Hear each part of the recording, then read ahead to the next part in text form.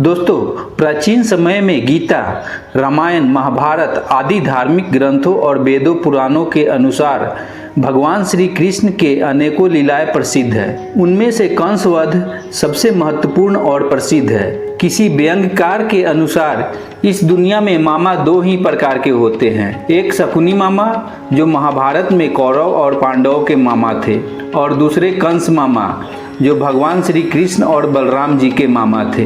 कंस के वध के बारे में तो पूरी दुनिया जानती है, परंतु कंस का जन्म कहाँ और किन परिस्थिति में हुआ जिसका जिक्र बहुत कम होता है और बहुत कम लोगों को ही यह पता है। तो चलिए हम कंस मामा को एक बार अच्छी तरह से समझते हैं। इनका पूरा नाम कंस अर्थात भोजपति था। पिता मथुरा के महाराज उग्रसेन तथा माता पवन रेखा अर्थात पद्मावती थी। इनका जन्म मथुरा में यदुवंशी परिवार में हुआ था। इनकी बहन का नाम देवकी था और पत्नी का नाम अस्ति और प्रप्ति था, जो जरासंध की पुत्री थी। और अंत में कंस की मृत्यु भगवान श्री कृष्ण के द्वारा हुई। मथुरा नगरी जो माथुर नामक क्षेत्र में पड़ता था, वहाँ के राजा थे महाराज उग्रसेन जो यदुवंशी राजा थे, और इस समय महाराज सत्यकेतु विदर्भ देश के राजा थे, जिनकी एक पुत्री थी। उसका नाम पद्मावती था। कहा जाता है कि पद्मावती एक सर्वगुण संपन्न कन्या थी। महाराज सत्यकेतु ने अपनी पुत्री पद्मावती का विवाह मथुरा के नरेश उग्रसेन से कर दिया, और महाराज उग्रसेन भी पद्मावती से बहुत प्रेम करने लगे। यहाँ तक कि वे पद्मावती के बिना भोजन तक ग्रहण नहीं करते थे। एक दिन की बात है, कुछ समय बाद महाराज सत्यकेतु को अपनी बेटी पद्मावती की याद आने लगी और उन्होंने अपनी पुत्री को कुछ दिनों के लिए अपने पास यानी अपने मायके बुलाने के लिए एक दूत को महाराज उग्रसेन के पास भेजा। उस दूत ने महाराज उग्रसेन की कुशल मंगल पूछी और फिर अपने महाराज सत्यकेतु की मैसेज के बारे में महाराज उग्रसेन को बताया।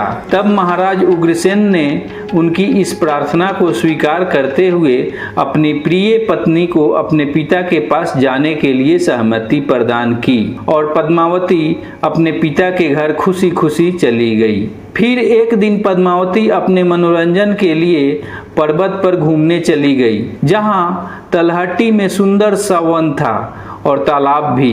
उस तालाब का नाम सर्वोतभद्रा था। पद्मावती उस वन और तालाब की सुंदरता को देखकर बहुत प्रसन्न हुई और तालाब में उतरकर पानी के साथ अटखेलियां करने लगी। इसी समय आकाश मार्ग से एक गोभिल नामक दैत्य निकला और उसकी नज़र अटखेलियां करती हुई पद्मावती पर पड़ी और वह उस पर मोहित हो गया। गोभिल दैत्य के पास चमत्कारी शक्तियां थी, जिसकी सहायता से उसने पद्मावती के बारे में पूरी जानकारी प्राप्त कर ली और यह भी जान लिया कि वह एक पवित्र स्त्री है। इसलिए उसने अपना रूप बदलकर महाराज उग्रसेन का वेश धारण कर लिया और वह पर्वत पर बैठकर गीत गाने लगा। और उस मधुर गीत को सुनकर रानी पद्मावती मुग्ध होकर उसकी दिशा में गई और महाराज उग्रसेन को देखकर अचंभित हो गई और उसने पूछा कि आप यहाँ कब आए? तब उग्रसेन बने गोभिल ने जवाब दिया कि वह अपनी पत्नी के बिना नहीं रह सकता। तब पद्मावती उसके करीब पहुंची और प्रेम करते समय उसकी नज़र उस दैत्य के शरीर पर बने एक निशान के ऊपर पड़ी, जो महाराज उग्रसेन के शरीर पर था ही नहीं। और तब उसने जब उससे पूछा तो पता चला कि वह एक दैत्य है। तब उस गोभिल दैत्य ने कहा कि उन दोनों के इस प्रकार मिलन से जो पुत्र जन्म लेगा वह तीनों लोकों में त्राहिमाम त्राहिमाम मचा देगा और लोग उसके अत्याचारों से बहुत दुखी होंगे। इस घटना के बाद जब पद्मावती अपने पिता के घर लौटी तो उन्होंने पूरी बात बताई। इसके बाद वह अपने पति महाराज उग्रसेन के पास लौट गई। धीरे धीरे पद्मावती का गर्भ बढ़ा और 10 वर्षों के लंबे गर्भ धारण काल के पश्चात एक बालक का जन्म हुआ और यह बालक कंस था। कंस अपनी बहन देवकी से बहुत प्रेम करता था और उसने देवकी का विवाह महाराज वासुदेव से कराया और वह स्वयं अपनी बहन को विदा करके ससुराल छोड़ने जा रहा था। तभी आकाशवाणी हुई कि देवकी और वासुदेव का 8वां पुत्र ही कंस की मौत का कारण बनेगा। तब इस आकाशवाणी पर भरोसा करके कंस देवकी को ही मार डालना चाहता था, लेकिन वासुदेव जी ने कंस को वचन दिया कि वह अपनी हर संतान के जन्म लेते ही उसे कंस को सौंप देंगे, परंतु देवकी की हत्या न करें। इस पर कंस ने विश्वास करके देवकी और वासुदेव को कारागार में डाल दिया और एक एक करके उनकी 6 संतानों को मार डाला। 7वीं संतान के जन्म लेने से कुछ समय पहले भगवान श्री हरि विष्णु ने देवी योग माया की मदद से देवकी के गर्भ को वासुदेव जी की पहली पत्नी रोहिणी के गर्भ में स्थापित कर दिया और यह पुत्र बलराम कहलाया। और इसके बाद 8वीं संतान के रूप में भगवान विष्णु ने अपने कृष्ण अवतार में जन्म लिया और उस रात अचानक सभी सैनिक गहरी नींद में सो गए और कारागार के द्वार भी अपने आप खुल गए और वासुदेव जी गोकुल में अपने मित्र नंद के यहाँ अपने पुत्र को छोड़ आए। इस प्रकार नंद बाबा और उनकी पत्नी यशोदा ने भगवान श्री कृष्ण का लालन पालन किया। इस दौरान कंस ने उन्हें मारने की अनेक प्रयास किया, परंतु सब विफल हो गए। तब कंस ने अपने मंत्री और रिश्तेदार अक्रूर को कृष्ण और बलराम को लेने के लिए भेजा।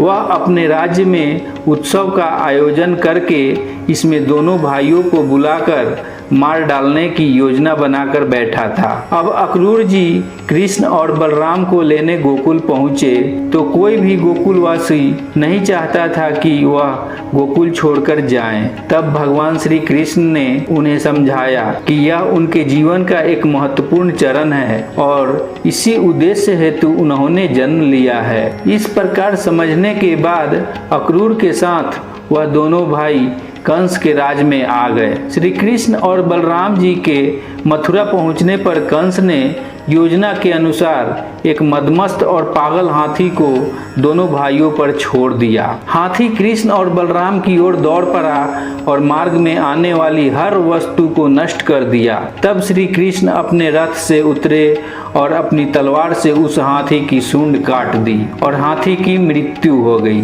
इसके बाद उस स्थल पर गए जहां उसने अपने कूटनीतिपूर्ण मल्ल युद्ध का आयोजन किया था। यहाँ उसने दोनों भाइयों को मल्ल युद्ध हेतु ललकारा। इस युद्ध में हार का अर्थ था मृत्यु और इसमें कंस की ओर से राक्षसों के कुशल योद्धा मस्तिष्क और चाणूर हिस्सा ले रहे थे। इनमें से मस्तिष्क पर बलराम जी ने मल प्रहार करना प्रारंभ किया और चाणूर पर भगवान श्री कृष्ण ने। और कुछ ही समय के बाद मस्तिष्क और चाणूर की मृत्यु हो गई। कंस यह घटना देखकर हैरान था। तभी कृष्ण ने कंस को ललकारा, हे कंस मामा, अब आपके पापों का घड़ा भर चुका है और आपकी मृत्यु का समय आ गया है। यह सुनते ही वहां उपस्थित सभी लोगों और देवी देवताओं ने चिल्लाना शुरू किया कि कंस को मार डालो, कंस को मार डालो, क्योंकि वह सब भी कंस की अत्याचारों से दुखी थे। कंस वहां से अपनी जान बचाकर भागना चाहता था, परंतु वह ऐसा नहीं कर पाया। तब श्री कृष्ण ने उस पर प्रहार किया और उसे अपने अत्याचारों की याद दिलाने लगे कि कैसे उसने मासूम बच्चों की हत्याएं की। कृष्ण की माता देवकी और पिता वासुदेव जी को बंदी बनाकर रखा, उनकी संतानों की हत्या की, अपने स्वयं के पिता महाराज उग्रसेन को बंदी बनाया और स्वयं राजा बन बैठा। जनता पर कैसे जुल्म किया और उनके साथ अन्याय किया। इसके बाद भगवान श्री कृष्ण ने अपने सुदर्शन चक्र से कंस के सिर को धड़ से अलग कर दिया और उसका वध कर दिया। इस प्रकार भगवान श्री कृष्ण ने कंस के अन्यायों और घमंडों को चूर चूर करते हुए उसका वध कर दिया। दोस्तों, इसीलिए कहते हैं, चाहे आप दुनिया में कुछ भी कर जाओ, कुछ भी बन जाओ, अपने ऊपर घमंड भूल कर कभी भी मत करना और किसी भी इंसान का दिल मत दुखाना। हो सके, जितना हो सके, किसी की मदद कर देना। और इसी के साथ आपसे रिक्वेस्ट करूंगा कि आप वीडियो को भी लाइक कर देना और चैनल को सब्सक्राइब कर लेना।